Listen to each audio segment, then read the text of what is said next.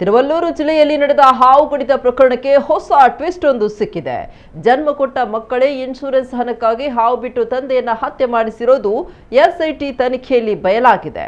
ಆರಂಭದಲ್ಲಿ ಇದು ಹಾವು ಕಡಿತದಿಂದ ಆಗಿರುವ ಸಹಜ ಪ್ರಕರಣ ಅಂತ ಭಾವಿಸಲಾಗಿತ್ತು.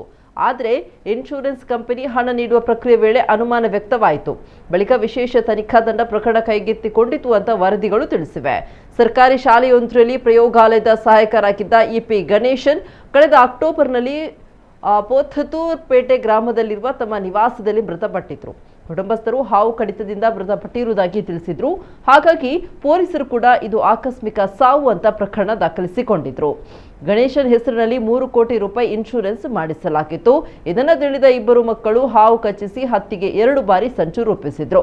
ಮೊದಲ ಪ್ರಯತ್ನ ವಿಫಲವಾಗಿದ್ದಕ್ಕೆ 2ನೇ ಬಾರಿ ಇನ್ನೂ ಅತ್ಯಂತ ವಿಷಕಾರಿ ಕಟ್ಟು ಹಾವು ತಂದು ಬೆಳಗಿನ ಜಾವ ಕುತ್ತಿಗೆಗೆ ಹಚ್ಚುವಂತೆ ಮಾಡಿದ್ರು.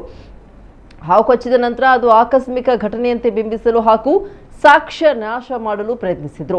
ಆಸ್ಪತ್ರೆಗೆ ಸಾಗಿಸುವ ನಾಟಕವಾಡಿ ವಿಳಂಬ ಮಾಡಿದ್ರು. ಇದೆಲ್ಲವೂ ತನಿಖೆ ವೇಳೆ ಬಯಲಾಗಿದೆ. ಸದ್ಯ ಪ್ರಕರಣ ಸಂಬಂಧ 2 ಪುತ್ರರು ಸೇರಿದಂತೆ 6 ಜನರನ್ನ ಬಂಧಿಸಿದ್ದಾರೆ.